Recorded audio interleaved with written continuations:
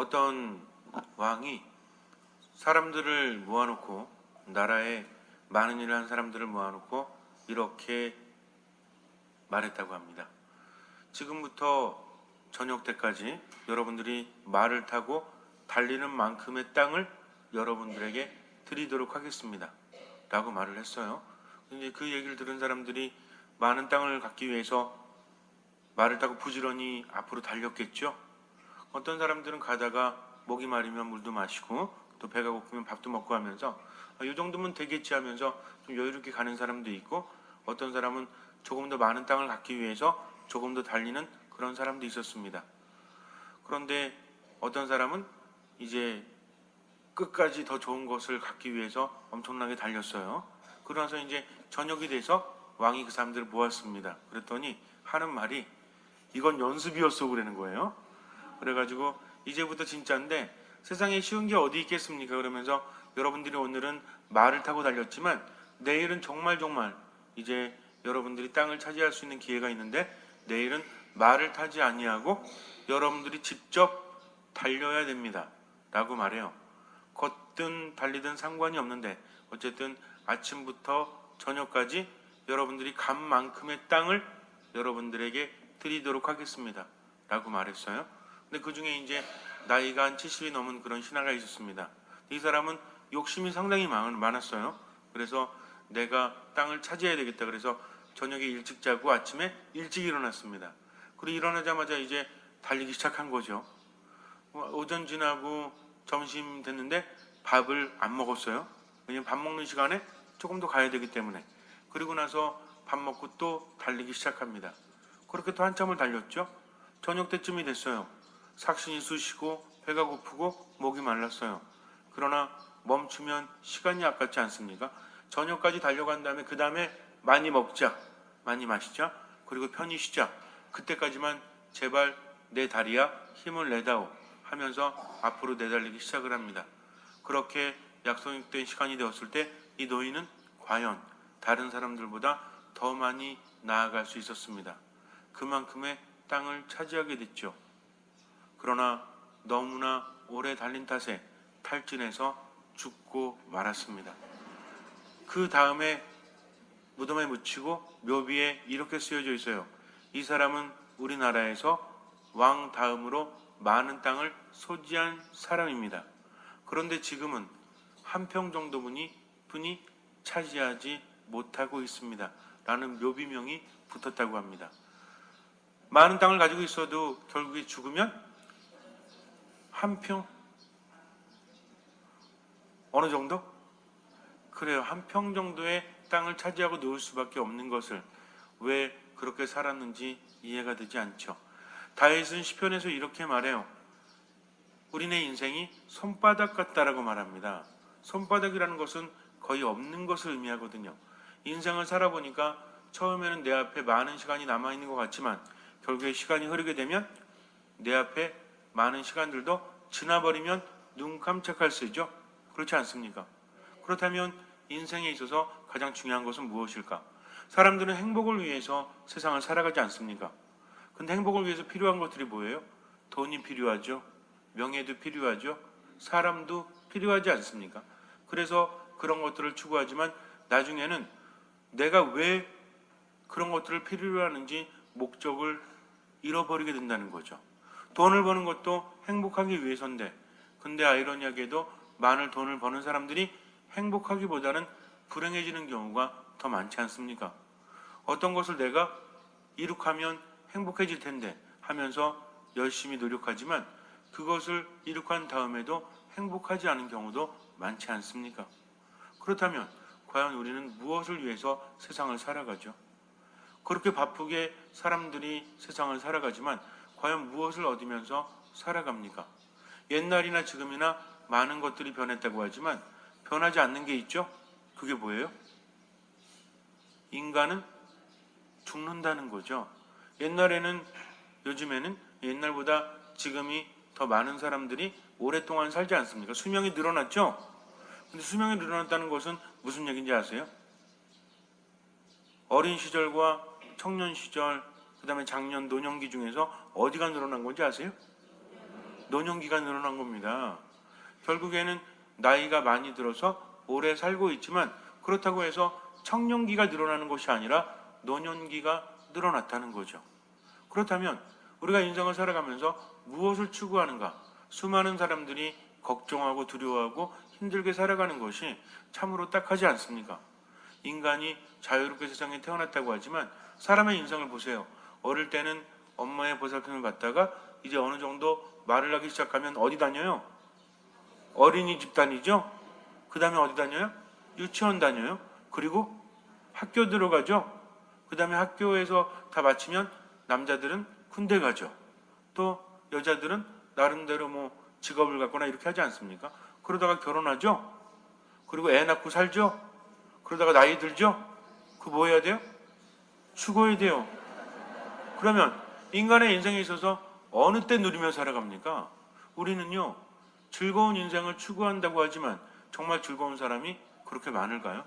돈을 많이 가진 사람들이 행복해야 되는데 우울증 환자들은 왜 이렇게 많습니까? 돈이 많은데도 불구하고 스스로 목숨을 끊는 사람도 굉장히 많지 않습니까? 그러면 인간은 도대체 무엇을 위해서 살아가는 거죠? 생기가 없으면, 기쁨이 없으면, 행복이 없으면 아무리 많이 얻는다고 할지라도 소용이 없는 것을. 어떤 남자가 길을 가고 있는데 나이가 굉장히 많이 들었다고 합니다. 근데 이 사람은 미국의 대통령이었어요. 지나가는 사람이 대통령을 알아보고 예전 대통령, 카카 어디 가십니까? 요즘은 잘 지내십니까? 라고 물었습니다. 근데 이 대통령이란 사람이 이렇게 말해요. 지붕은 다 벗겨지고 벽은 다 금이 가고 그리고 내부 철골도 이제는 다 사갔으니 이제 내가 어찌 편히 살겠냐고 그렇게 말합니다. 그래도 예전에 대통령이었던 분이 그렇게 산다고 하니까 걱정이 되죠. 아니 도대체 그 지경이 될 때까지 나라에서는 뭐 했다는 말입니까? 그랬더니 그 노인이 말하기를 이건 나라에서 해줄 수 있는 것이 아니네 라고 말해요.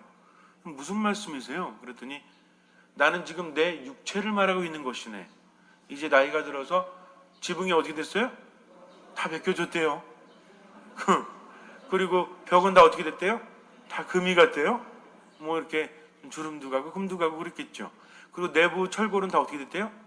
이제 다 사갔다는 거죠.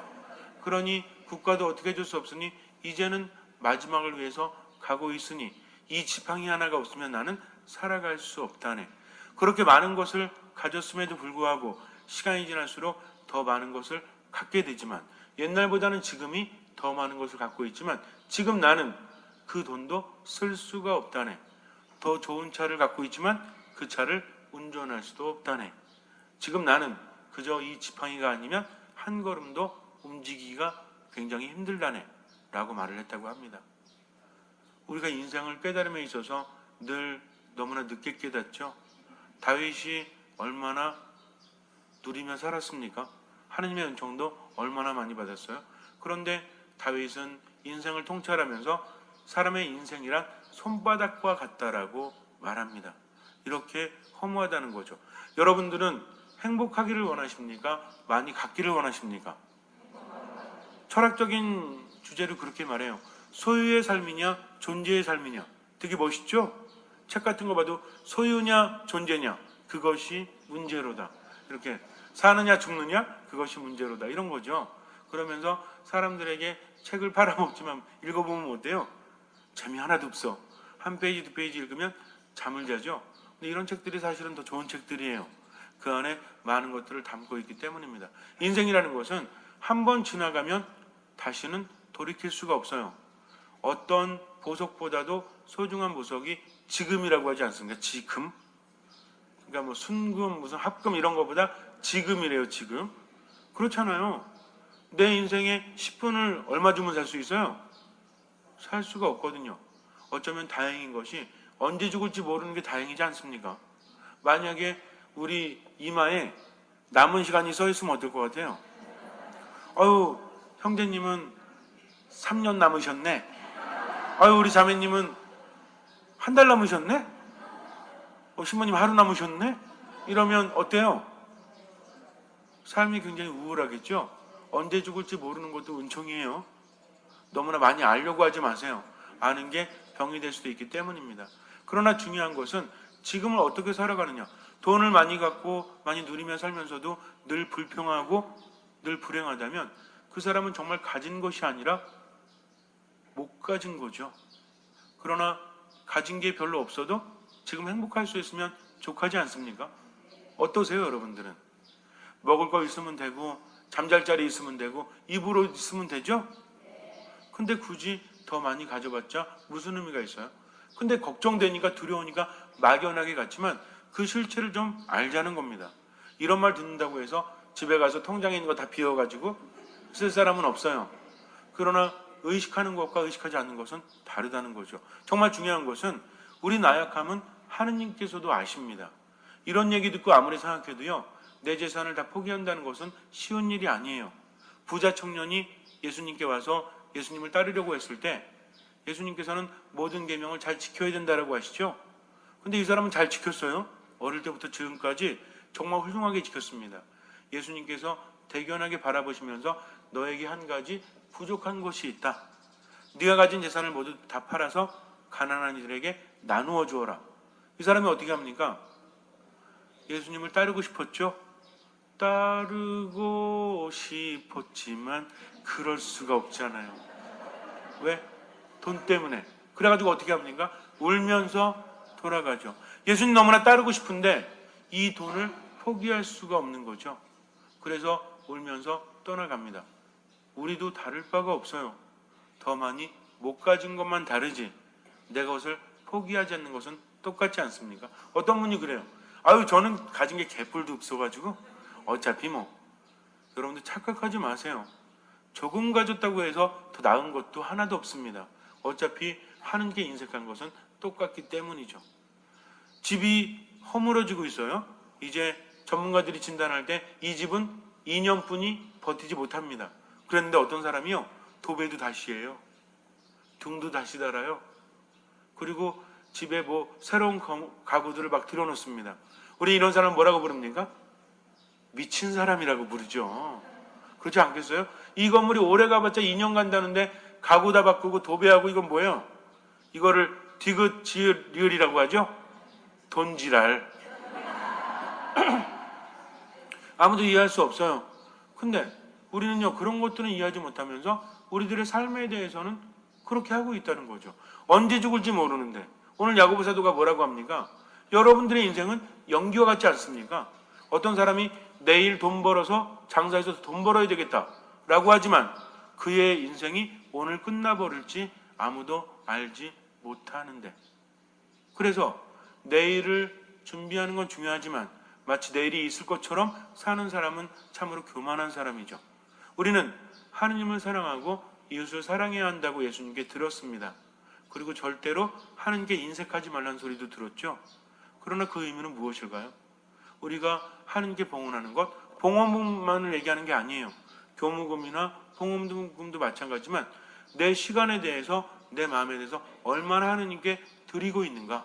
수많은 사람들이 자기만을 위해서 살아가고 있지만 이미 허물어지고 있는 내 집에 꾸미는 것과 다를 바가 무엇입니까? 인간의 인생이라는 것이 아무리 늘어난다고 해도 노년기가 늘었다고 했죠? 여러분들 어디가 늘었으면 좋겠어요? 좀 70 넘으면 다시 이렇게 뭐라 그래요? 반노라고 하나? 그거 있잖아요. 이제 어려지는 거. 그래서 이제 70까지 늙으셨다가 70부터는 이제 1년 2년이 거꾸로 갔으면 좋겠죠. 70 다음에는 69, 이렇게 한 10년 지나면 60대고 또 10년 지나면 50대고 70은 좀 너무했나? 한 50으로 할까요? 50 넘으면 그 다음부터 이제 40대로 갔다가 30대로 갔다가 이랬으면 좋겠죠? 아니면 태어나자마자 어린 시절 한 3년 지나고 그 다음부터 20대, 30대, 20대, 30대, 20대, 30대 이랬으면 좋겠죠? 근데 만약 그러면 성당 아무도 안 나올걸요? 가서 그냥 인생 즐겨야지 언제 성당 나옵니까? 그러나 우리가 나이가 드는 것은 나이가 들면서 외양이 변하죠? 우리 자매님도 얼마나 아름다우십니까? 그러나 나이가 들면서 어때요? 머리는 백발이 되고 웬 할머니가 앞에 앉아 있죠? 왜 그래요? 남자들도 마찬가지죠. 아무리 선전해서 이런 선전 보셨어요? 남자가 나이가 드는 것은 나이가 드는 게 아니라 멋이 드는 거다. 이런 선전 보셨습니까? 하긴 텔레비전 안 보고 기도만 하시니까 모르시죠? 오늘 제가 텔레비전을 보는데 이제 남자가 이제 늙는데 이게 뭐냐면 남자는 나이가 드는 게 아니라 멋이 드는 거래요. 멋이. 물건 팔아먹으려고 아주 생쇼를 하는 거죠. 나이도 드는 거죠.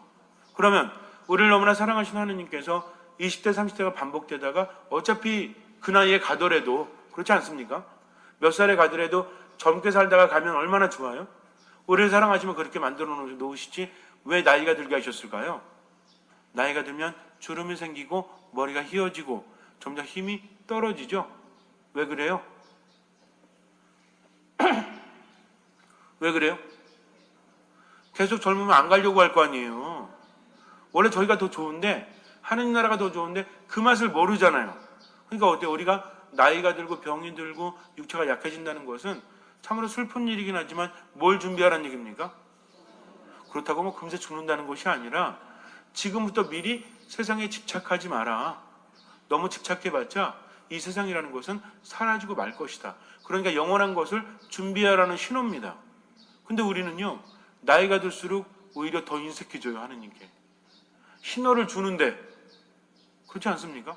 애들은 순수하게 하느님께 기도하고 아까워하지 않는데, 나이가 들수록 내 거 챙기지 말라고 하느님께서 신호 주시는데, 더 챙기죠? 어떻게 더 챙겨요? 주름이 생기네, 펴야지. 이렇게. 그리고, 뭐가 어떻게 되네? 뭐 해야지? 물론 좋아요. 보톡스를 맞든 비톡스를 맞든 상관없어요. 그러나, 가장 중요한 것은 하느님께 인색하지 말아야죠. 그분이 원하신 대로 살아가야죠. 그분의 뜻을 실천하는 사람이야말로 예수님께서 그 안에 계시는데 하느님께서 계시면 기적이 일어나는데 문제는 뭐냐면 그분께서 내 안에 계실 수 있도록 그분의 뜻대로 살아가지 못하니까 우리들의 삶이라는 것이 어떻습니까? 얼마나 이어질지 아무도 모른다면 내가 살아있는 동안에 투자를 잘해야 되겠죠. 투자 전략을 어떻게 세워야 돼요? 나중에 성공할 수 있는 투자 전략을 세워야지 망하는 투자 전략을 세우면 안 되죠. 어디 투자해야 됩니까? 얼굴에? 아니면 가지고 있는 이 소장품에? 그거 있잖아요. 무슨 똥 이런 거, 루이비똥 이런 거 있잖아요. 이런 거 사가지고 옆에 둬야 됩니까? 아니죠. 어디 재물을 쌓아야 돼요? 하느님 나라에. 허물어지고 있는 집에 있는 거, 여기 있는 거 다 어떻게 해야 돼요? 가전제품이나 이런 거 다 옮겨야 되죠? 다 허물어지기 전에. 근데 허물어지고 있는 집에 계속 들여다놓으면 나중에 집이 허물어질 때 아무것도 남지 않습니다. 여러분들 나중에 가실 때 뭘 가지고 가실 거예요? 우리 여행 떠날 때 짐 싸죠? 그럼 나중에 긴 여행 떠날 때 무슨 짐 살 건데? 통장? 그거 어떻게 가져갑니까 그거? 그럼 뭘 가져갈 거예요? 내가 하느님 위해서 얼마나 했나? 얼마나 봉헌했고 얼마나 일했나? 이런 게 있지 않습니까? 여러분들 행복한 분들이에요. 왜냐하면 이제부터 할 일이 무지 많아요. 왜? 하느님께서 원하시는 것이 많기 때문입니다. 이제 3월이 되면 수녀님과 소은태 위원분들, 구역장, 반장, 지역장님들 또 여러분들 모두 함께 기도하면서 이제 쉬는 교회를 찾아야 돼요. 쉬워요? 어려워요? 어렵죠. 그런데 가면 때로는 문전박대 받을 수도 있죠. 그러나 이렇게 하는 것이 어디 보화를 찾는 거예요? 하늘에. 누가 원하시니까? 어떤 분은 신부님이 원하신대. 그냥 우리 신부님이 아주 힘들게 하신대. 제가 원하는 거 아닙니다. 누가 원하시는 거예요? 하느님께서 원하시는 겁니다. 그럼 여러분들 본당 신부가 하느님 나라를 위해서 이것저것 시키는 게 힘드시죠? 그러면 둘 중에 하나 선택하세요. 순교하든지 그거 하든지. 하느님 나라 가려면 뭐가 가장 빨라? 순교하면 직방이에요. 그럼 순교하실래요? 순교하는 분들이 왜 순교했는지 아십니까? 죽기 좋아서 순교한 것이 아니라 하느님께서 원하시기 때문입니다. 우리 모두는 어때요? 특히 레지오를 하시는 분들이나 성모님께 의탁하는 분들은 누굴 닮아야 돼요? 성모님을 닮아야 되겠죠? 성모님은 어떤 분이셨어요? 성모님은 내일 없이 사신 분입니다. 지금에 충실하신 분이죠. 하느님께 모든 것을 맡겼어요. 내일이 있든 없든 상관이 없다는 겁니다. 오로지 하느님의 뜻대로. 이 몸은 주님의 종입니다. 말씀하신 대로 이루어지기를 바랍니다 하면서 성모님은 하느님의 뜻대로 세상을 살아갔죠. 그러면 성모님처럼 미혼모 되시든지 성모님처럼 자식 먼저 앞세우든지 성모님처럼 힘들게 사시든지 이렇게 하실 거예요? 아무리 생각해봐도 뭐가 쉬워요? 냉담자 찾는 게 쉽지. 우리가 하는 게 더 쉽죠. 사실은요, 우리는 늘 불평이에요. 주님을 주님이라고 부른다는 것은 저는 당신의 종입니다 하는 것입니다. 일단 신뢰하면 모든 것을 맡기고 그분 안에 머물면 나머지는 그분이 주신다는 거죠. 하느님 안에 머물면 하느님이 영원한 생명도 주시겠지만 세상에서의 복도 더 많이 주세요? 아니면 더 안 주세요? 더 많이 주시죠? 하느님께서는 어떤 사람을 적대시하고 어떤 사람에게 복을 내리십니까? 교만한 자를 적대시하고, 교만 그러면 나와야지, 겸손한 사람에게 축복을 내려주십니다. 겸손한 사람은 어떤 사람이에요? 그죠? 겸손하니까 순명하는 거죠. 근데 왜 겸손하죠? 무엇 때문에 겸손할 수 있는 거예요? 그렇죠. 하느님을 온전히 신뢰하는 믿음이 있기 때문에 나를 비울 수 있는 겸손을 추구합니다. 그러다 보니까 하느님의 뜻에 순명하는 거죠. 내 뜻이 아니라 누구의 뜻대로? 삶의 어떤 경우에든 엄청나게 화가 났어. 그럴 때도 내 뜻이 아니라 누구의 뜻대로? 하느님의 뜻대로. 엄청나게 짜증이 나요? 그럴 때 누구의 뜻대로? 하느님의 뜻대로. 엄청나게 슬퍼요? 그때도 누구의 뜻대로? 하느님의 뜻대로. 그러면 우리 본당에서도 여러분들이 기안성당 신자라는 것은 우연입니까? 아닙니까? 우연이에요? 우리가 이렇게 만든 게 우연이에요? 우리 만남은 우연이 아니에요. 하느님의 계획 속에 포함되어 있는 겁니다. 그러면 내가 하느님의 뜻을 받아들여야 돼요? 아니면 안 받아들여야 돼요? 받아들여야 돼요. 그분의 뜻은 우리가 헤아릴 수 있어요? 없어요? 없어요. 하느님의 지혜를 어찌 인간이 담을 수 있겠습니까? 그러니까 하느님께서 하시는 일은 우리도 알 수 없죠. 그러니까 뭐라고 불러요? 신앙의 신비라고 부르죠. 알면 뭐라고 불러요? 신비라고 안 부르죠. 뻔한데. 그래서 신앙의 신비라고 부르는 것은 우리가 모르지만 하느님께서 이끄시는 대로 믿고 따라갈 수 있기 때문입니다. 그러면 갑자기 본당 신부 바뀌어가지고 옛날에 안 하던 거 하래. 미사 때도 앞에 앉으라고 그러고, 미사 때도 큰 소리로 기도하라고 그러고, 미사 때 또 강론은 더럽게 길고, 그리고 또 신자들한테 뭐 하라고 그래요? 조금 있으면 이제 필사도 하라고 그럴 거예요. 막 이제 뭐 강제는 아니에요. 하고 싶으신 분. 그래서 이제 여기에다가 필사하실 분들 이름을 쭉 적어가지고 제대 위에 올려놓을 겁니다. 그래서 이제 필사 끝나는 그날에 함께 잔치도 할 거예요. 그러면은 제대 위에 내 이름이 올라가는 게 좋아요, 안 좋아요? 아니 어디서 필사한다고 제대 위에 자기 이름 올려줍니까? 그러나 그렇게 올려준다는 것이 하느님 나라에 가까이 가는 건데 나중에 하느님께 바칠 수 있는 거거든요. 그리고 이제 여러분들에게 냉담대 방문하는데 함께 노력하라고 합니다. 그럼 힘들지만 이것이 누구의 뜻이에요? 하느님의 뜻이기 때문에 본당 신부를 통해서 여러분들에게 알려드리는 거죠. 만약에 이게 잘못됐다면 누가 책임지면 돼요? 제가 책임지면 돼요. 여러분들은 절대로 책임질 게 없어요. 근데 그렇게 하다 보니까 어떤 사람은 야 이런 거 맨날 하라고 한대 하면서 여기 가서 그냥 불평하고 저기 가서 불평하고 왜 꼬투리 잡아가지고 아유 우리 신부님 말이지 머리도 곱슬거려가지고 아유 진짜 막 어디 가서 파마 했는지 알 수가 없어. 파마 아니라고 그렇게 말해도 제 머리는 진짜 곱슬이에요. 그렇게 말해도 그냥 꼬투리 잡고 싶은 거지. 왜? 자기가 못하니까. 근데 여러분들 그런 사람들의 입은 누가 지배하는지 아십니까? 사탄이 지배합니다. 하느님의 일을 방해하기 때문이죠. 괜히 불평하고 싶은 거죠. 그런 마음이 들 수도 있어요. 그러나 그때는 안 되지. 하느님이 하시는 일을 도와주지는 못할 망정 방해하면 안 되는구나 하면서 동참할 때 하느님께서 삶을 이끌어 주십니다. 어차피 우리들의 인생이요. 앞으로 몇 년 남았어요? 모르죠? 근데 몇 년 못 간다는 건 알죠? 앞으로 한 60년 더 사실 분.